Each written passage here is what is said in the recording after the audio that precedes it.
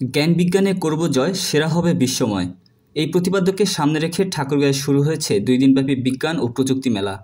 মঙ্গলবার 27শে মে সকাল 11:30টায় ঠাকুরগাঁও সরকারি বালক উচ্চ বিদ্যালয়ের মাল্টিপারপাস হলে বেলুন উড়িয়ে এই মেলার উদ্বোধন করেন জাতীয় বিজ্ঞান ও প্রযুক্তি জাদুঘরের পরিচালক যুগ্ম সচিব ডক্টর মোহাম্মদ মনিরুজ্জামান।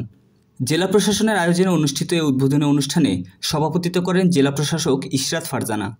এ সময় আরও উপস্থিত ছিলেন অতিরিক্ত জেলা প্রশাসক জেসমিন নাহার, সদর উপজেলা নির্বাহী অফিসার মোহাম্মদ খায়রুল ইসলাম, ঠাকুরগাঁও সরকারি কলেজের অধ্যক্ষ প্রফেসর শামীম হোসেন এবং জেলা প্রাথমিক শিক্ষা অফিসার মোফাজ্জল হোসেন সহ বিশিষ্ট ব্যক্তিবর্গ। বক্তব্যে অতিথিরা বলেন, একসময় মানুষ প্রাথমিক বৈজ্ঞানিক জ্ঞান থেকেও ছিল বঞ্চিত, কিন্তু আজ বিজ্ঞান ও প্রযুক্তির কল্যাণে পৃথিবী এগিয়ে গেছে অনেক দূর। কৃষি, চিকিৎসা, যোগাযোগ, আকাশযান সবখানে এসেছে বৈপ্লবিক পরিবর্তন।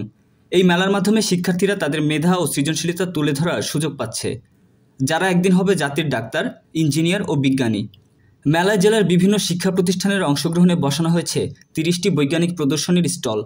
মেলার অংশ হিসেবে থাকছে বিতর্ক প্রতিযোগিতা, বিজ্ঞান অলিম্পিয়াড, কুইজ প্রতিযোগিতা এবং পুরস্কার বিতরণ সহ নানা আয়োজন।